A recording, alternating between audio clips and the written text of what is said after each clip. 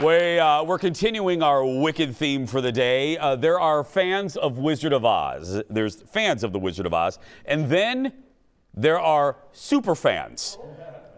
And then there's our guest today. Yeah. She's on another level. Our guest today is an Oz historian with an incredibly impressive collection of Oz memorabilia. And she shares, I love this, she shares her knowledge on her Oz Vlog TikTok account, where she's amassed over 200,000 followers. Audience, give it up for Tori, everybody. Hi, Tori. Thank you for having me. No, Tori, thank you. Thank you for being here. I told the producers I could geek out with you. I could do an hour-long special with you. Let me start, though, with this. Why Oz? Was this a personal thing? Did you watch it with family? What made you fall in love with Baum's creation? You know, I think I fell in love with it the way most people fell in love with it. I was exposed to the film at a very early age. I saw it when I was 2 years old. My grandmother showed me the 50th anniversary VHS tape, and that was it. I was hooked for the rest of my life. And I started collecting at the age of 9, and the rest is history. Okay, and I'm looking, people caught me looking, I'm looking behind you.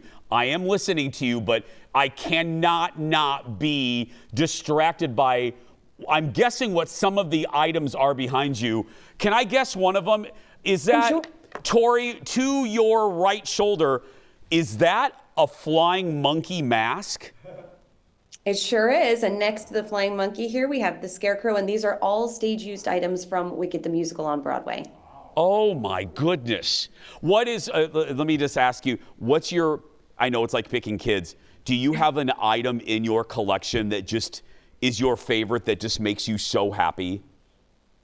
You know, there's a couple different categories. I think sentimentally, the snow globe, that was my first piece that same grandmother gave me, I think would be the thing I cherish the most.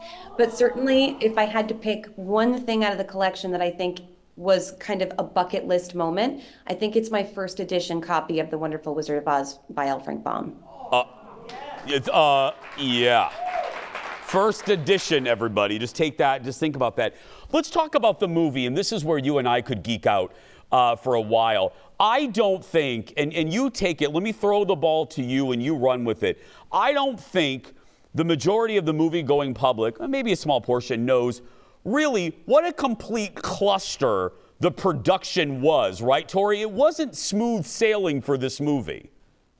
No, and that was kind of the way, you know, studio systems were in the 1930s. There were no regulatory agencies really looking over their shoulder. It was kind of the Wild West, literally and figuratively. So a lot of things did go wrong. Certainly, a lot of it has been inflated into myth over the years. A lot of the things you hear are not true or have the flavor of truth, but they're kind of half-truths.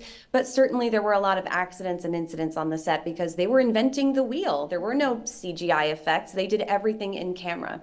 And Tori, what was it? 4 directors? 4 directors it had? 5. 5. Wow. I remember, because I've watched you, there's that great Angela Lansbury hosted by, and then wasn't it the same guy that did Gone with the Wind? Didn't he get the final credit for it, Tori? He sure did. That was Victor Fleming, and he won the Academy Award that year for directing Gone with the Wind. But he also directed a great deal of The Wizard of Oz. But a couple of directors who really don't get their due are George Cukor, who is the person who really shaped the look of Judy Garland's Dorothy. She originally had a long blonde wig and lots of makeup. He took all of that off. He gave her those auburn pigtails that we all know and love, and said, just remember, you're a little girl from Kansas. And it was actually King Vidor who was the director who filmed Over the Rainbow. And that song, Tori, again, correct me if I'm wrong, didn't the studio want the director to cut that song because they feared it would slow down the narrative, right?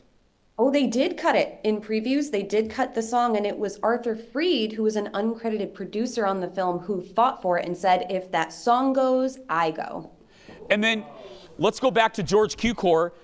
Wasn't he the one, and again, movie audiences, it's so ingrained in our culture, Tori, the ruby slippers. That wasn't, the slippers weren't originally ruby, right? No, they were originally silver in L. Frank Baum's novel, but it was actually the screenwriter it was one of the script writers who actually looked at that and said, if we're going to use Technicolor, we really need to make them pop. And so it was screenwriter Noel Langley who added, he crossed out silver and he wrote in ruby. We got to take a break. We're going to have more Tori on the other side. Let me ask you, let me go back to that collection. How many pieces do you think you have? The last time we counted, we have over 2,000 individual pieces in the collection. Oh my, I love that so much. Okay, so when we come back, a little more with Tori. Maybe you don't know this, but the Tin Man that you see in the 39 Classic wasn't the original Tin Man. I'm going to ask Tori about that. Plus, she has seen Wicked a few times. I'll get her take on that. More with Tori when we come back. Back in a moment. Welcome back. More now with our friend, Oz historian Tori. Tori, let's jump back in where I left off. Let's go back to the movie real quick. This is because I love a good behind-the-scenes fun fact about a movie. Talk to us, tell the audience about the Tin Man and the drama surrounding the Tin Man from the 39 Classic.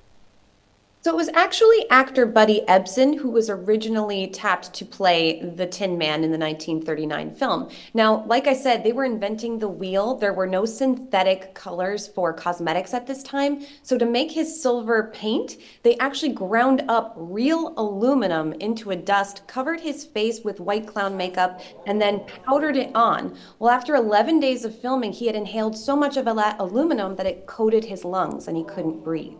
So while he was recovering, they changed it to a paste and they replaced him with Jack Haley. And I saw an interview with him. It remained a disappointment to him until the day he died, right, Tori? It was a career heartbreak for him. He really wanted to be in that film. But of course, he did experience a lot of success following that. Yeah. Tori, let's move to Wicked. How many times have you seen it? Are we talking about the film or the musical? Okay, good. Okay, great question. Yeah, let's talk about, the musical, the Broadway. How many times have you seen it? 21 times on Broadway so far. Okay, the movie? We're up to 4. And we have video. Leo, let's roll. Were you at the premiere, Tori? I was invited to the premiere in LA, and it was one of the most spectacular evenings I've ever had. What? Okay, so your honest review, just a quick overview. What did you think of it? I thought it was brilliant. I mean, it was a tough task to take this beloved musical and adapt it to the screen. It's tough to go from one medium to the other, but John Shu did so with such deft and ease. He made it look easy, but we all know it's not. And Oz hasn't looked this good in 85 years. It was such an experience. Tori, spinning off that, Tori, don't you love John made the conscious effort, just like J.J. Abrams did in a couple to use a lot of practical effects, like the sets are there, and no offense to CG, but didn't you appreciate that in the movie? There is no substitute for those sets being real. That's how the 1939 film was filmed, and I think that's why it is so long lasting. You know, they were on that yellow brick road and they were interacting with that space in real time, and so were Cynthia Erivo, Ariana Grande, and the rest of the cast. It was a brilliant stroke of genius to do it that way. We'll end how we began with your collection. If people are watching, because I collect this and that. I don't have anything grand. What's your suggestion if people want to start collecting stuff from whatever genre or whatever movie or show or sport that they love? I think it's really important to collect what speaks to you. Don't just buy things because you see them online. Really make sure that it's something that means something to you. And also always remember to stick to your budget. Never spend money on your collection. Yeah, I'm a polite Midwest young man, or I would absolutely ask you, how much did you pay for that book? But I'm not going to do that. Let me just ask you this. Were you surprised at how expensive that first edition was? I actually got really lucky with mine, and I will share that I got it for a very fair price. And if you see them, even if they're well loved, they are so worth the investment. They're just a piece of history. Absolutely. Tori, again, I could spend a whole day talking to you. As someone who loves things big, thank you for sharing your love of Oz with us. We appreciate it. Thank you. Be sure to follow Tori on TikTok. Just search for, it's very easy, The Oz Vlog. You'll love it. If you need a little pick-me-up, and if you're a fan, no matter what level of fan, she'll make your day.